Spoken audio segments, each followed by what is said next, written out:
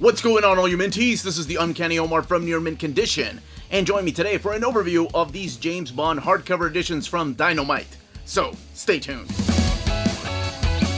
And welcome back, everybody. Before getting started, a huge thank you to Vincent from Dynamite Entertainment for sending us copies of these hardcover collections. So all of these are James Bond Agent 007 hardcover editions from Dynamite. So we're going to be looking at each one of these and talking about the build and what the stories are, and of course showing the artwork. So we're kicking off this overview with James Bond Casino Royale. Of course, based on Ian Fleming's novels, James Bond, Agent 007. Now, the one thing I will say about this and the next volume we're going to be looking at is don't expect this to be, well, I don't want to say like the original Casino Royale movie. This is more like the recent Casino Royale movie.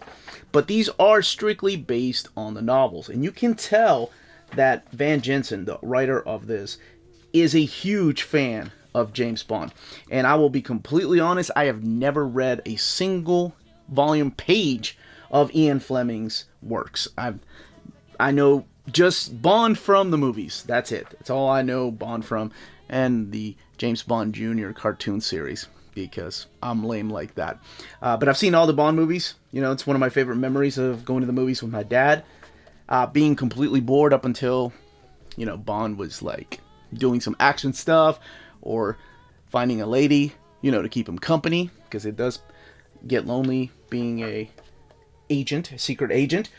So really quick, if you're not familiar with this, then you're going into this completely blind, and that might be the best way to approach this particular book. But this is the debut of 007. This is where the first novel took us. They've made a movie, and Peter Sellers was in the original, which was like a comedy. And then, of course, we got the newer movie franchises. But this all takes place in this French casino, and it's all about Bond trying to find out who this deadly crime boss is named Le Chiffre, and also in the movies. So we're also introduced to this organization known as SMERSH. And that is all through here, and that's all through the next volume.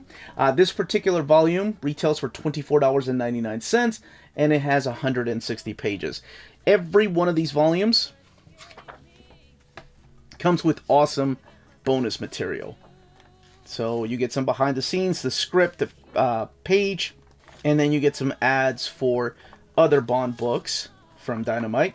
We'll be looking at a few of these. Before I look at the next book, the one thing I forgot to say was the artist on this is Dennis Calero. That's whose artwork you're looking at through this particular volume here.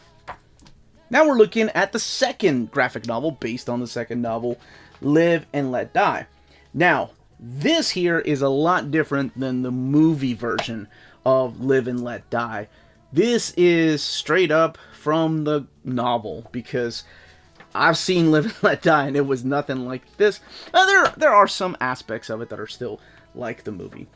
It is really cool to see these books that are based on novels come to life, because there's a lot of action. So I don't know how Ian Fleming wrote action, but holy crap, there is a ton of action throughout this volume, the previous volume, and all the other books I'm going to be talking about. And I guess that's what makes Bond Bond, and why he's such a marketable character for the movie franchise. But this here brings Bond into America, and he's working with the CIA to investigate this crime lord, voodoo / character known as Mr. Big. Or no, not Mr. Big, I'm sorry, that's Sex and the City. The Big Man, that's what he's known as.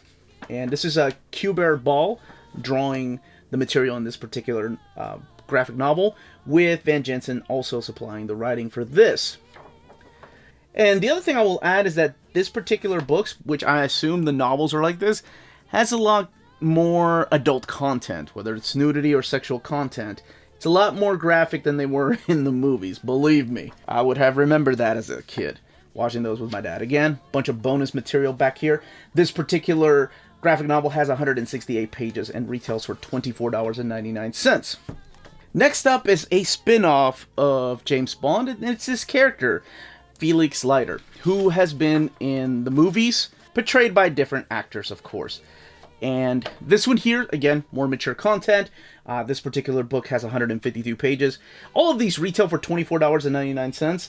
I will say that there is a limited editions that are signed, and those are $49.99. But those are also limited. But the standard hardcovers, and they are all standard size hardcovers. So this particular book is all about Felix Leiter, who is an ex-CIA friend of James Bond. He's retired. He's just doing some private eye stuff. However, because he's doing a favor for a friend, James Bond, who shows up in here, he does get to travel to Japan to track down a Russian agent. So that's what this particular novel is. So it's really cool to see James Bond's counterpart actually take the spotlight. He's pretty much the American version of Bond. But in this particular story, it takes place, well, when he is retired because of certain things that happened to him in the past, which you learn through here, in case you're not familiar with the character. I wonder how close he is to the novel. Again, there's an interview back here, and then some behind the scenes, some sketches. Before going any further, I did want to show what the spines look like. Now, I will have Nick from Dynamite, the owner of Dynamite, on Sunday at 2 p.m. Eastern Standard Time. It's a live show. He's going to be selling some collected editions, and you may see some of these in there. Not just from Dynamite, but from DC and from Marvel Comics, Epic Collections, hardcovers. He said he's going to have some omnibus editions and some CGC, and it's going to be a live sell on Sunday, tomorrow pretty much, at 2 p.m. Eastern Standard Time on this channel. Alright, let's keep going with the overview. So we're going to be looking at these two together because this is the ongoing series. This one here is 144 pages, and this one, Volume 2, is 152 pages. And I showed off the spines a little bit earlier, but here they both are, so just Volume 1 and 2. Both of these written by Greg Pak. Now, the one thing you'll notice is what I was talking about earlier. The signed edition is $39.99, and the standard edition is $24.99. So the signed edition, this one is signed by Greg Pak. That is not a sticker, that's actually on the cover. So for example, this is another one that has the limited signed edition, and they're signed towards the very beginning here, limited edition copy, autographed by, this is the writer, Van Jensen, and this one is, of course, signed by Greg Pak. Now, this is the ongoing series. Issues 1 through 6 are collected here, and then 7 through 12. So really quick, let's look at this one. This one is drawn by, I believe, this is Mark Lanning. Now, this is Agent 007 sneaking into... Now, this is Agent 007 going into Singapore because he was following a smuggler, and gets to know this one character named Mr. Lee. Now, Mr. Lee is a lot like Bond, and we don't know yet if he's an ally or if he's a villain, who exactly he plays for. There is a surprising returning villain in this particular book right here that I'm not going to spoil. So let's look at Volume 2. So this is the standard edition of Volume 2. This one is drawn by Eric Gapstur. And this is... Actually, his art is very similar to that of Lamming from Volume 1. And yes, this one here has the continuation of that particular story. It's just James Bond getting out of all these crazy scenarios. And the artwork is really cool to look at. Like the action sequences, the way they flow through the panels, I think are done really nice. And even though there's a change in the artist, I think the story, the pace of the story still is fast. Like, it really does feel like an action movie. And, I mean, this is Greg Pak. He's no stranger to just action-packed stuff. He's the one that did World War Hulk. But before that, of course, he was doing Planet Hulk. And he's still writing stuff for Marvel.